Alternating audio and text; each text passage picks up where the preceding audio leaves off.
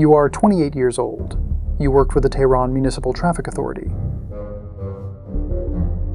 Your salary is practically worthless, crushed by inflation. But a man on an encrypted messaging app pays you $500 a month in crypto. Your job is simple. You don't carry weapons, you don't steal documents. You just plug small, modified flash drives into the maintenance ports of traffic cameras around Pasteur Street. You don't know it, but you are the eyes of Israeli intelligence. You are feeding a live, encrypted stream directly to servers in Tel Aviv. Algorithms are using your cameras to build a pattern of life on the Supreme Leader's bodyguards. They track license plates, shift changes, and daily routines. You are a Sayanim, a local helper. The paranoia is suffocating. If the Ministry of Intelligence catches you, you will be hanged in a public square. But you keep doing it, because the money feeds your family. Then, on February 28, 2026, at 9:15 a.m., the sky over Tehran tears open. As many as 30 precision missiles obliterate the leadership compound you've been watching. The Supreme Leader is dead. The cellular grid is intentionally disrupted. Your phone loses its signal. The encrypted channel deletes itself. You are completely alone in a city at war. You survived the first wave, but to move up, you have to get your hands dirty. Level 2, the Courier. You have proven you can keep your mouth shut. The Sayanim network needs more from you. You are no longer just planting flash drives. You are moving the physical assets that make the kinetic strikes possible. It is 2 a.m. in the Zagros Mountains, near the border of Iraqi Kurdistan. The air is freezing. You are driving a battered car. You are driving a battered Toyota Hilux. Hidden inside the welded false bottom of your fuel tank are 3 Pelican cases. You don't know what is inside them. You are paid $5,000 a trip not to ask.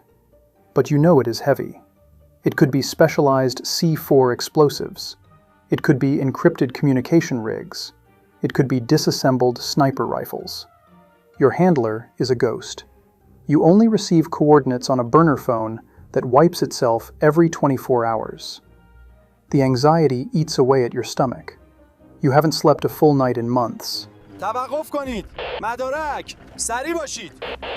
Up ahead, you see the flashing red and blue lights of an Islamic Revolutionary Guard Corps checkpoint. Your heart hammers against your ribs. You grip the steering wheel until your knuckles turn white.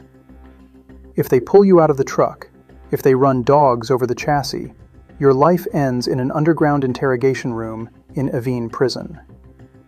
You roll down the window. You hand over your forged transit papers. You hold your breath. The guard shines a flashlight in your eyes. He looks at the papers. He looks at you. He waves you through. You exhale. You have crossed the line. You drop the Pelican cases at a designated dead drop, an abandoned concrete shell of a warehouse on the outskirts of Tabriz.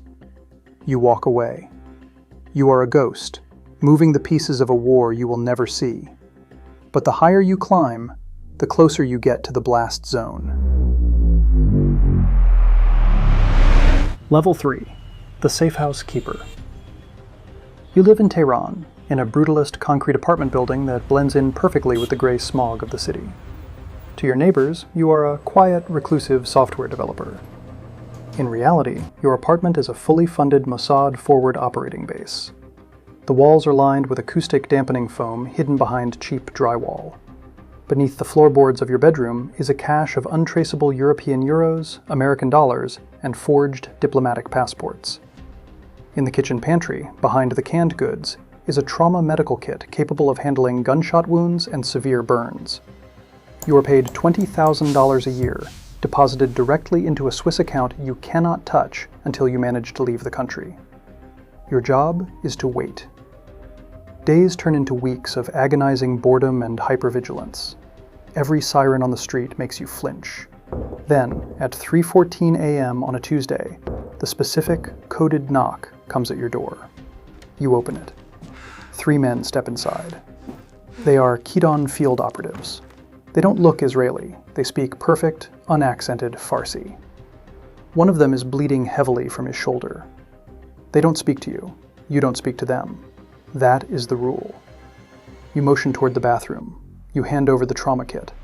You stand in the hallway and listen to the muffled sounds of a bullet being extracted. An hour later, they change into the civilian clothes you prepared. They take 3 of the forged passports. They vanish into the Tehran dawn. You are left alone to scrub the blood off the bathroom tiles with industrial bleach. The news reports hit the television 2 hours later. A high-ranking nuclear scientist has been assassinated in a drive-by shooting just 4 miles from your apartment. You realize the men in your house pulled the trigger. You are now an accessory to the most high-profile assassination of the decade. There is no going back to a normal life. You are in the machine now. Level 4. The Cyber Warfare Specialist. You have moved beyond physical logistics. You are now a ghost in the machine. You don't sleep in safe houses. You operate from a heavily air-conditioned, subterranean server farm hidden beneath a legitimate tech startup in Isfahan. Your salary is no longer paid in briefcases of cash. You are compensated with offshore shell companies and dual citizenship in a country of your choosing. You are 29, but your eyes are heavy with the exhaustion of a man twice your age. Your target is not a person. It is an infrastructure. You are staring at 6 monitors. The glow of the screens illuminates the dark bags under your eyes. You are writing a custom, weaponized malware payload. It is a descendant of the infamous Stuxnet virus. Your mission is to infiltrate the Natanz nuclear enrichment facility, not with bombs, but with code. You find the vulnerability, a 0-day exploit in their industrial control systems. You type the final execution command. You hit enter. 300 miles away, deep underground, the pressure valves on 50 specialized centrifuges simultaneously lock shut. The rotors spin out of control. The uranium gas overheats. Through a compromised internal security camera, you watch the engineers panic. You watch the containment room fill with smoke as millions of dollars of equipment tear themselves apart. You have just set the Iranian nuclear program back by 3 years, and you did it without firing a single bullet.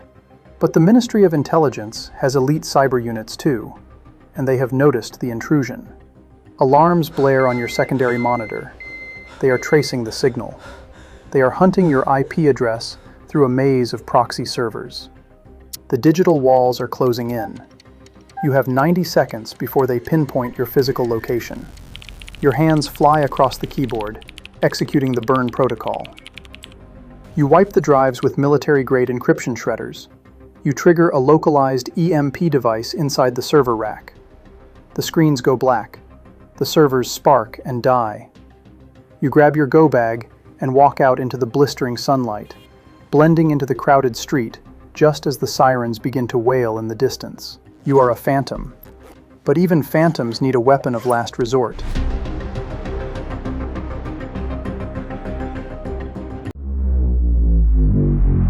Level 5. The Kidon Assassin. This is the absolute pinnacle, the tip of the spear. Kidon. In Hebrew, it translates to the bayonet. You do not exist. Your birth certificate was erased. Your family believes you died in a training accident in the Negev desert 5 years ago. You have no country, no name, and no future. You are simply a blunt instrument of the state. You are standing on a rooftop in central Tehran. It is a suffocatingly hot afternoon. You are wearing the uniform of an elite Republican Guard sniper. The forgery is flawless. In your hands is a specialized, suppressed tactical rifle. It has been broken down and smuggled across the border by couriers you will never meet. Through the high-powered optic, you are watching the courtyard of a heavily guarded military installation. You have been in this exact position, motionless, for 14 hours. You have not eaten, you have not slept. You control your breathing to slow your heart rate to 40 beats per minute. A black, armored Mercedes pulls into the courtyard. The doors open. Bodyguards step out first, scanning the rooftops. They don't see you. You are blended perfectly into the shadows of the ventilation unit. Then, the target steps out. A high-ranking general responsible for coordinating drone strikes across the region. He is surrounded by armed men. He is practically untouchable, except by you. You adjust for the wind. You account for the humidity. You place the crosshairs directly over his chest. You slowly exhale. You squeeze the trigger. The suppressed shot is barely louder than a whisper. Before the target even hits the ground, you are already moving. You do not stay to confirm the kill. You know it was perfect. You disassemble the rifle in under 30 seconds. You leave the barrel and the receiver hidden inside an air conditioning duct. You strip off the uniform, revealing civilian clothes underneath. You walk down the 5 flights of stairs calmly. No running. Running draws eyes. You step out onto the street just as the chaos erupts. Armored vehicles swarm the gates of the compound. Soldiers are shouting. Civilians are screaming. You walk right past them, a ghost passing through the living. 2 hours later, you are sitting in a commercial airliner flying out of Imam Khomeini International Airport, using a perfectly forged Canadian passport. You order a glass of water. You look out the window at the clouds. You are the most dangerous person in the Middle East. But you are completely, utterly alone. You have reached the final level, and there is no way out.